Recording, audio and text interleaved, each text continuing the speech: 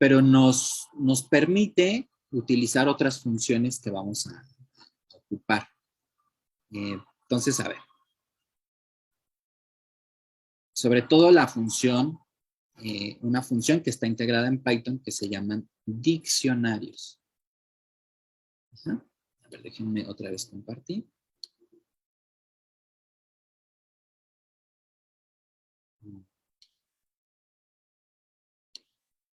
Ok. A ver, entonces vamos a ponernos en la siguiente situación. Esto ya se los voy a mandar, ¿eh? Ustedes saben que en probabilidad, a ver, en probabilidad, en probabilidad, vamos a ponernos en el contexto de la probabilidad clásica. En probabilidad clásica, esto también se conoce como el modelo laplaciano. Modelo laplaciano. Hay varias hipótesis que se hacen sobre un experimento aleatorio. Entonces, en primer lugar, necesitamos de un experimento aleatorio.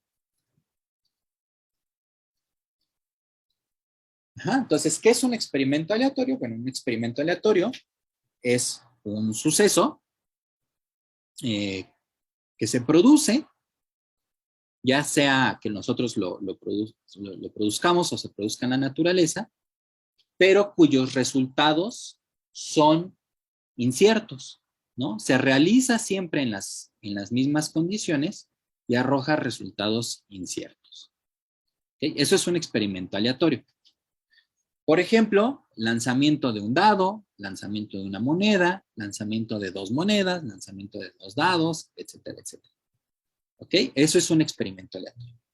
Hay experimentos aleatorios que parecen a simple vista muy sencillos, o hay unos que pueden ser mucho más sofisticados, ¿no? Como, por ejemplo, el precio de una acción a cierto tiempo. Eso es un experimento aleatorio mucho más sofisticado. Pero bueno, ahorita no nos vamos a meter en eso. Nos vamos a meter con el modelo clásico. Ahora, una vez que tenemos un experimento aleatorio, este da lugar a un espacio muestral. Algo que se conoce como un espacio muestral. Entonces, el espacio muestral, pues es el espacio de todos los posibles resultados de nuestro experimento aleatorio. ¿Ok? Entonces, visto como conjunto, es el conjunto de todos los posibles resultados de un experimento aleatorio. Ahorita vemos algunos ejemplos, ¿no? ¿Ok? Entonces, la primera hipótesis que se hace sobre el modelo clásico es que, bueno, el espacio muestral, este espacio muestral le vamos a llamar omega. Se denota generalmente como omega, el espacio universo también. Entonces, la primera hipótesis que vamos a hacer sobre este espacio es que la cardinalidad de omega,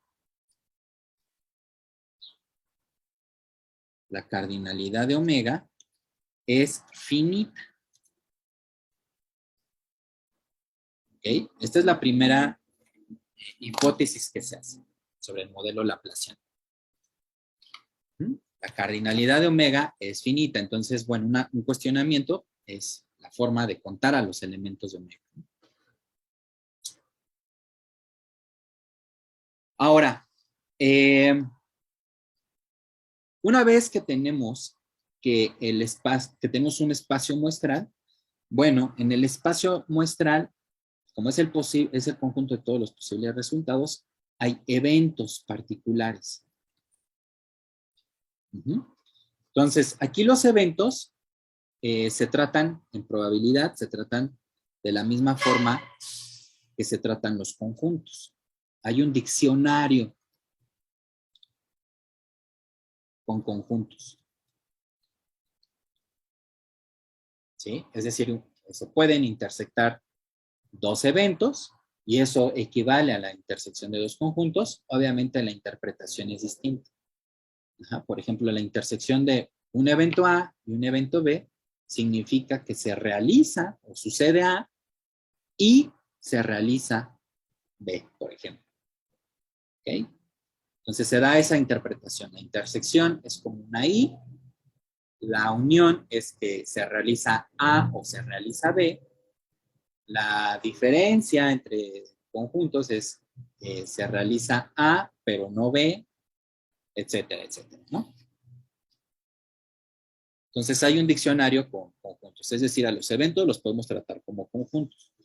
Y aquí los eventos, pues, son elementos del espacio muestral. Entonces, por lo tanto, los eventos también tienen cardinalidad finita. ¿Ok? Ahora, otra, y tal vez la más importante de las hipótesis que hay sobre el modelo laplaciano, el modelo clásico de probabilidad, es que tenemos una manera de contar o de calcular, perdón, la probabilidad de que suceda un evento. Y eso es, por ejemplo, si tenemos un elemento de omega, vamos a llamarle omega pequeña.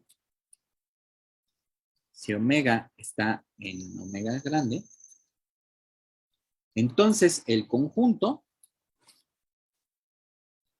se puede crear aquí el conjunto, ¿no? Este es un elemento, pero podemos crear el conjunto que consiste de ese elemento, el elemento omega. Entonces, a este conjunto le podemos asignar una probabilidad. Se le asigna una función y esta función le vamos a poner P, cuyos elementos son el conjunto de los eventos, que en este caso, como los eventos son subconjuntos de omega, pues todos los eventos son el potencia de omega, ¿no? Sería la clase de todos los eventos que están en omega, ¿no? Que son los subconjuntos de omega, ¿no? Y que nos arroja una función entre 0 y 1. ¿Ok? Y bueno, esta función, ay, perdón, no se está. Esta función tiene que satisfacer ciertas propiedades. Ok, a ver, entonces primero, ¿cómo se define esta función?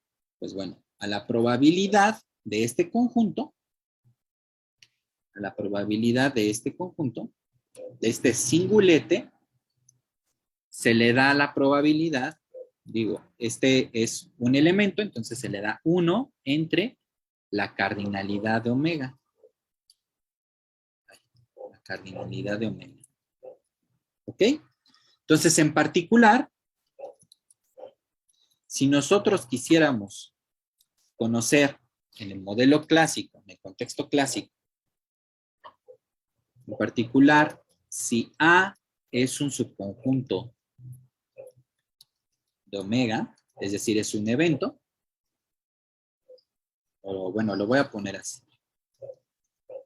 P de omega, si es un evento, este se interpreta como eventos, ¿no? Este P de omega. Eventos. Eventos.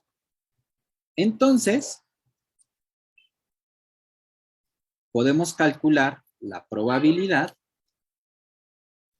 de A, ¿no? De que suceda A,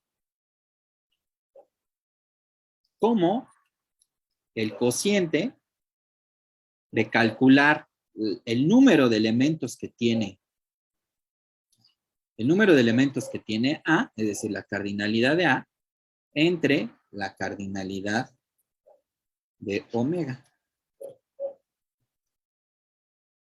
¿Vale?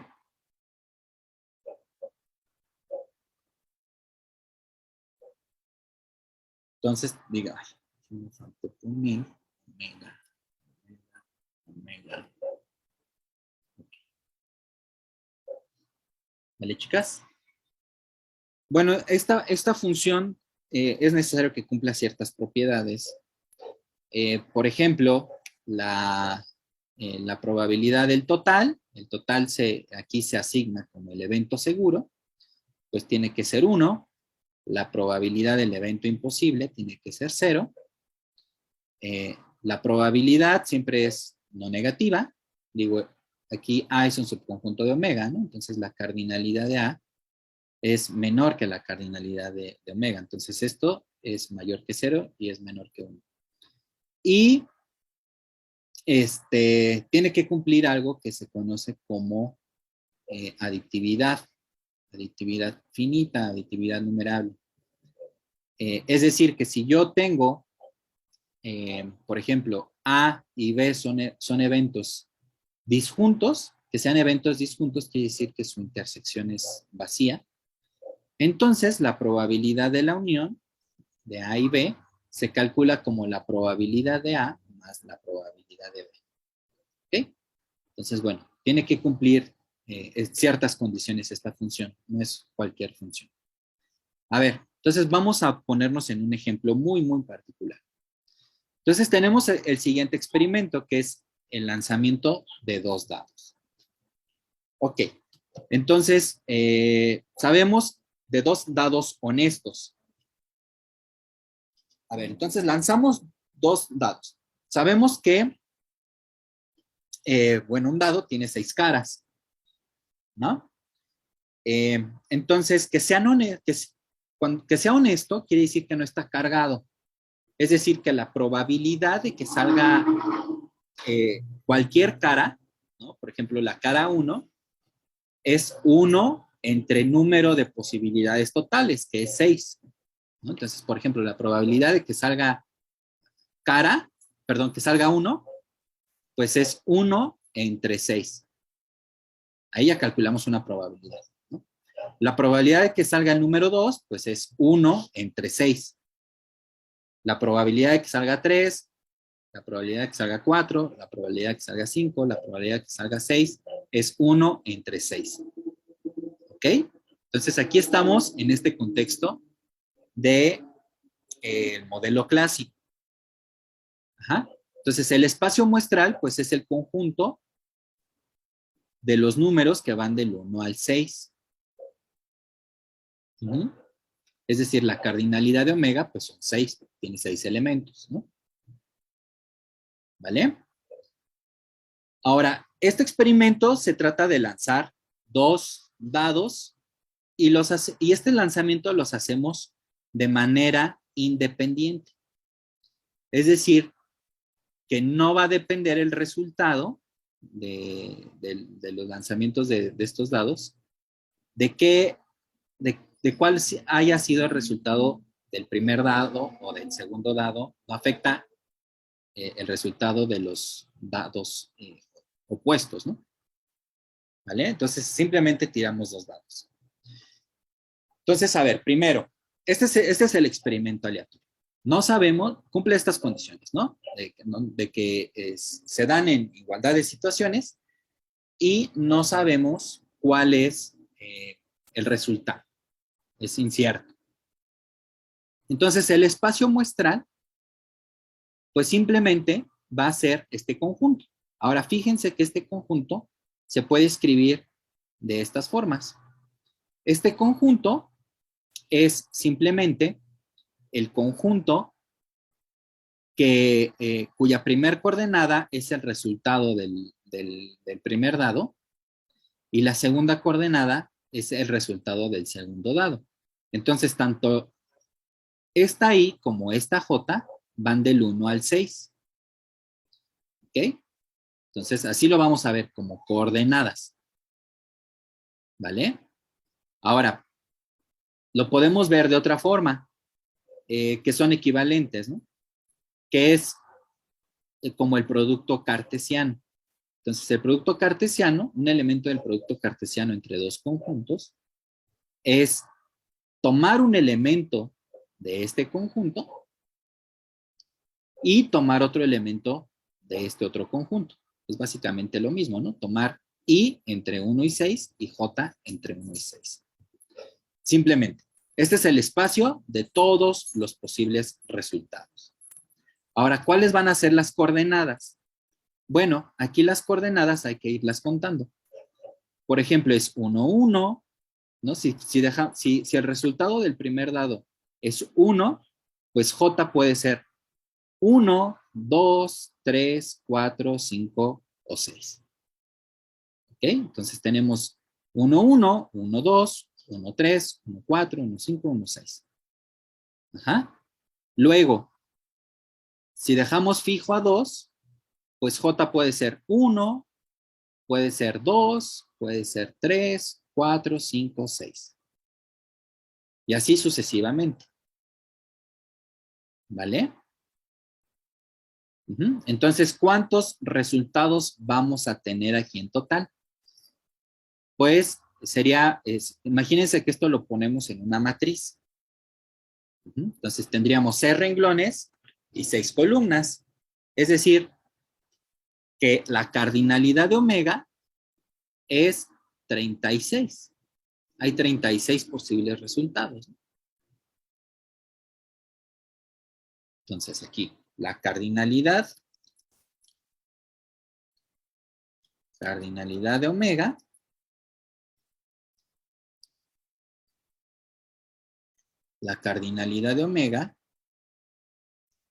es 36. ¿No? Entonces, a ver, vamos a ponerlo así. La cardinalidad de omega. De aquí, de hecho, la cardinalidad de omega, la cardinalidad de omega es este mismo conjunto al cuadrado, es decir, 6 al cuadrado. Es 36.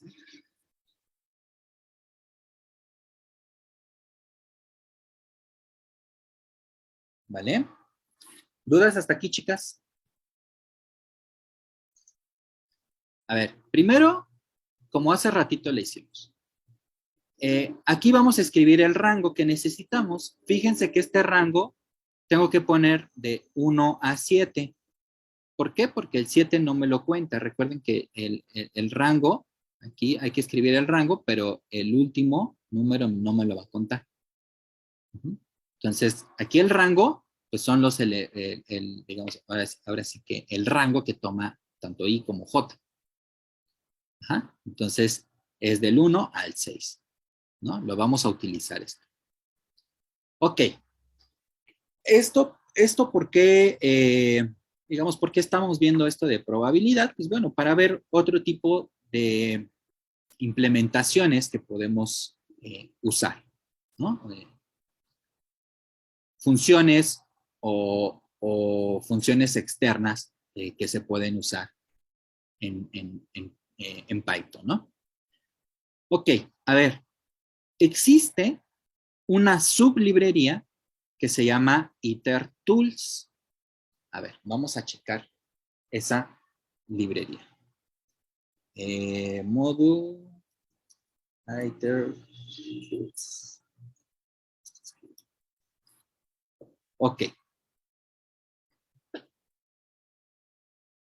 Ok, fíjense. Hay varias funciones aquí dentro de itertools. Ajá. Pero básicamente son funciones que crean iteradores para loops que sean eficientes. Básicamente son loops, ¿sí? Nada más que esto lo hace de manera muy rápida. Por ejemplo, está este iterador que se llama contar. Está este iterador que se llama ciclo. Está este iterador que se llama repeat, ¿no? Que va repitiendo números tantas veces como nosotros queramos. Si nosotros quisiéramos hacer esto sin este módulo, se puede hacer con for o con whiles, ¿no? Pero sería muy pesado, ¿no? Escribir el código. Pero bueno, por eso les quería presentar a este módulo. Hay otros que no vamos a ver, hay otros que sí vamos a ver. También está este de zip, está este de product, ¿no? Estas son iteradores con combinaciones. Por ejemplo, ahorita que estábamos con el producto cartesiano, pues en realidad esta función que está en estos iteradores, pues puede calcular el producto cartesiano sin necesidad de escribirlo manualmente, ¿no? También permutaciones, hace combinaciones y hace combinaciones con reemplazo. Estas son cosas que se utilizan mucho en probabilidad. Aquí hay algunos ejemplos. Por ejemplo, ABCD, que se repita 2 veces, pues bueno, lo que va a hacer es el producto de todo esto 2 veces. Entonces va a ser todos los posibles productos. Entonces, A con A, B con B, C con C, D con D, y luego sus posibles combinaciones, ¿no? Entonces, por ejemplo, si fijamos a pues va a ser A, AB, AC, AD.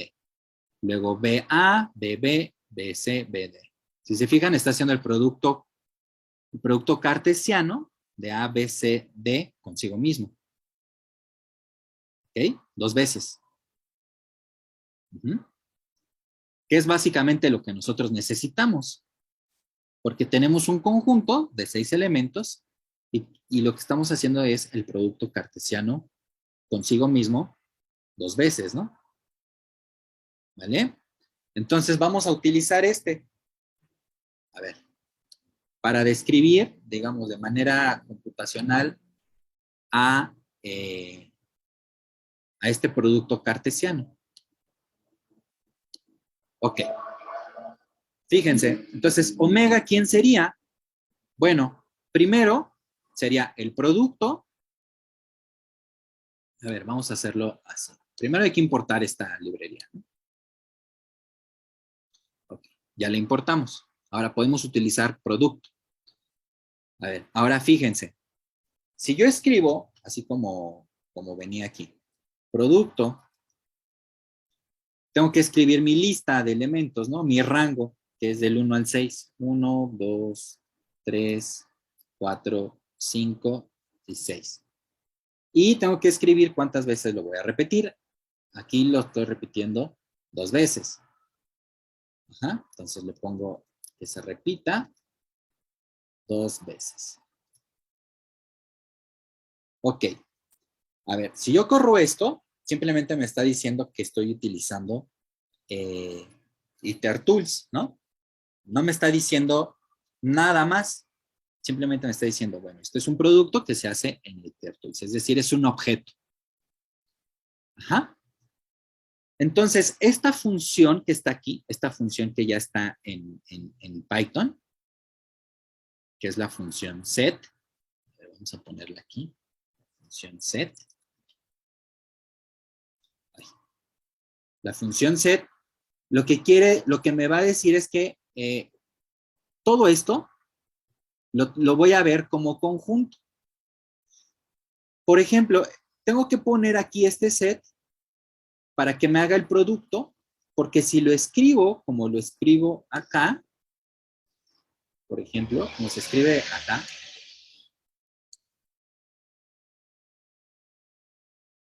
ay, vamos a escribir,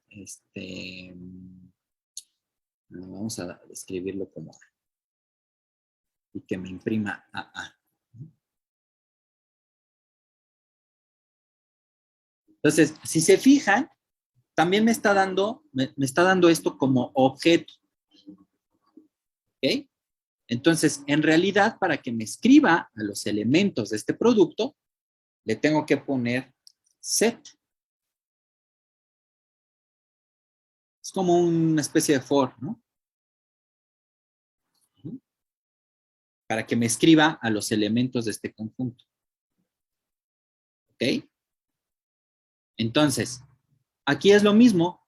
Esto es un objeto y para que me lo escriba como conjunto, que me escriba los resultados de este conjunto, pues simplemente le pongo set y lo que me va a arrojar son justamente este producto cartesiano, los elementos de este producto cartesiano. ¿Vale? ¿Hasta aquí vamos bien? Sí, todo bien. Ahora, fíjense que Eh, lo malo, digamos, es que me los está escribiendo de manera desordenada. Bueno, supongo que hay cierto orden aquí, pero nosotros lo estamos leyendo de manera un poco desordenada, ¿no? Aquí pone el 1-3 y luego pone el 6-6 y luego pone el 5-6 y luego el 2-1 y así sucesivamente. Denme 2 minutitos. Ahorita seguimos. Esperen.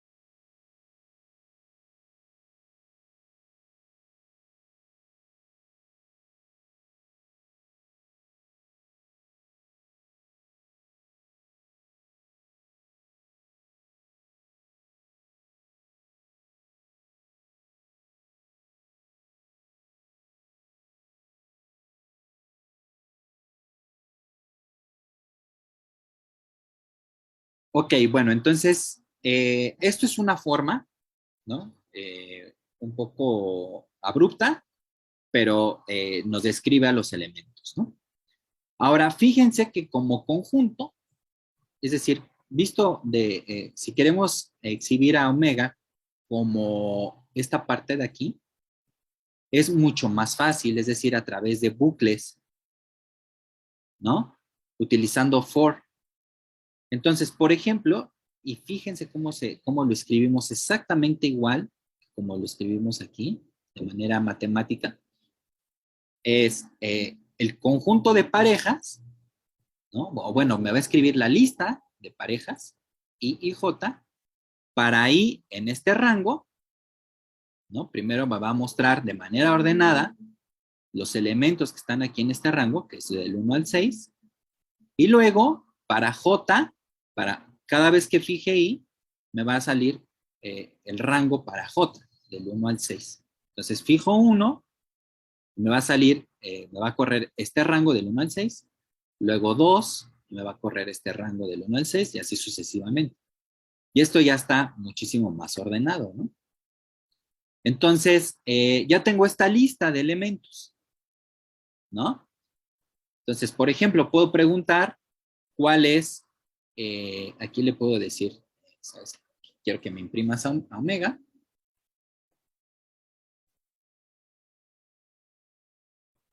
Y quiero que me imprimas también a la longitud de omega, que sería la cardinalidad de omega, ¿no? Es que no puedo esto.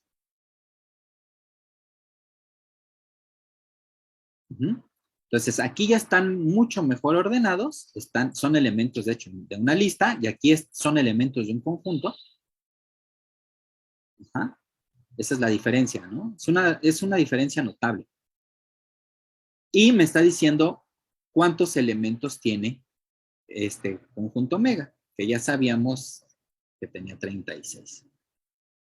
Y esto es mucho más fácil, por ejemplo, imagínense si tenemos o si lanzamos 3 dados, 4 dados, 5 dados. Entonces, con esto se puede hacer mucho más rápido todos esos cálculos, ¿no? ¿Vale? Si queremos el cálculo rápido de los elementos de omega, pues con esta función product se puede hacer. O si queremos la descripción completa, también lo hace la función setProduct, pero bueno, esto nos da una manera visual más acomodada, ¿no? Más ordenada. ¿Ok? ¿Dudas hasta aquí, chicas? No, todo bien. No, igual todo bien. Ok. Ahora, por ejemplo, una vez que ya tengo mi espacio muestral, puedo preguntarme sobre los posibles eventos que genera ese espacio muestral. Hay un montón, ¿no? De hecho, son todos los subconjuntos de omega. Entonces, por ejemplo, puedo preguntarme por el evento, la suma de los dados es cierto número, ¿sí? Por ejemplo, yo quiero que la suma, ¿cuáles son todas las posibilidades para que la suma sea 2, sea 3, sea 4, sea 5, etcétera, etcétera? Entonces, vamos a definirla. Este es mi evento. Son todas aquellas coordenadas en omega, tales que la suma me da cierto número n. Ahora, aquí n tiene que ser mayor que 2, ¿no? No puede ser 1 porque en ninguna de estas posibilidades la suma me va a dar 1, ¿no? Entonces, esto lo puedo meter en una definición, como lo hicimos hace ratito, para poderla llamar tantas veces como nosotros queramos.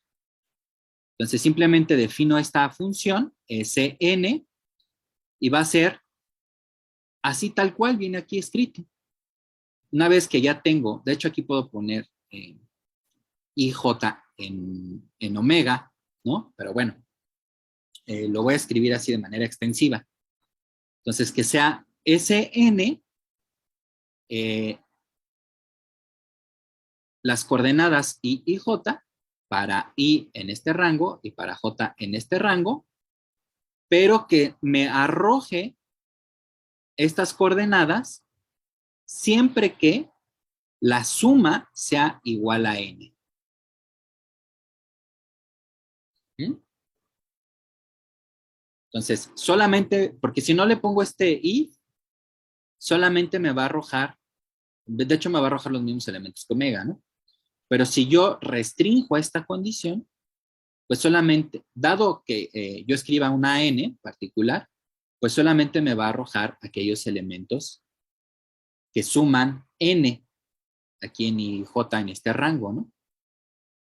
Entonces, aquí ya creo mi definición y, por ejemplo, puedo preguntarme por los posibles valores, ¿no? Entonces, si pongo n igual a 0, pues no hay ninguno. Me va a arrojar una lista vacía, porque no hay forma de que se aviento dos dados, la suma de sus caras me den 0, ¿no?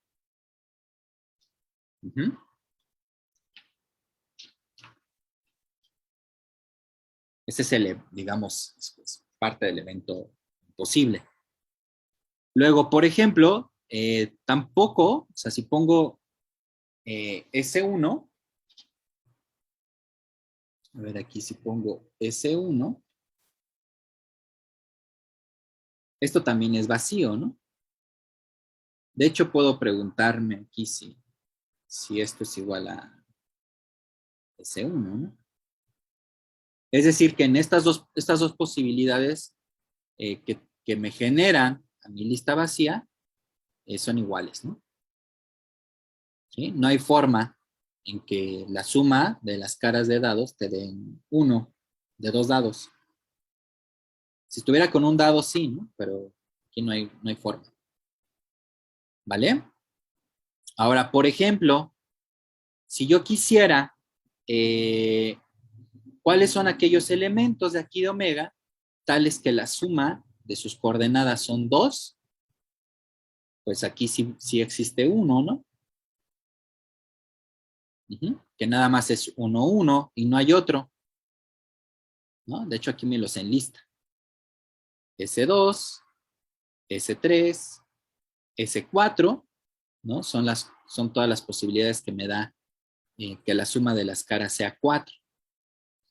S5, S6, S7, S8, S9, 10, 11, 12, y ya hay posibilidad de que haya 13, por ejemplo.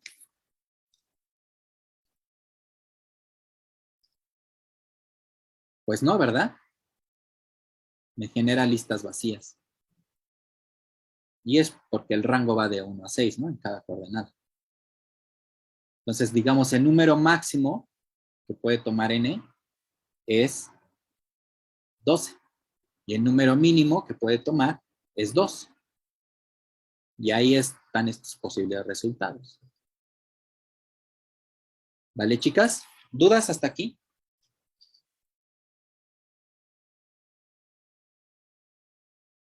No, ninguna duda. No. Perfecto. Y si se fijan, ya puedo preguntarme por la probabilidad, ¿no? De que la suma sea un cierto número. Uh-huh. Entonces aquí ya puedo preguntarme por, o sea, aquí, ¿cuál sería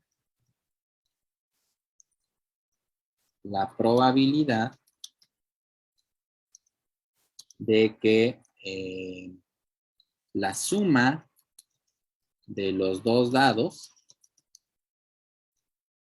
sea 9, por ejemplo? Entonces, bueno, matemáticamente hablando, tendría que calcular, sería la probabilidad de ese, del evento ese, vamos a escribirlo así, ¿no? Bueno, así, S9, ¿no? De este evento. Entonces, lo único que tengo que hacer es contar cuántos elementos tiene S9 y dividirlo entre el número de elementos que tiene omega, que son 36, ese ya lo sé. Entonces, ¿cuál sería la probabilidad de S9? Bueno, aquí tengo una posibilidad, 2, 3, 4, ¿no? Entonces serían 4 entre 36. ¿No? Si no sabían probabilidad, ya saben. ¿Vale? ¿Cuál sería la probabilidad por ejemplo, de que salga 6 y 6?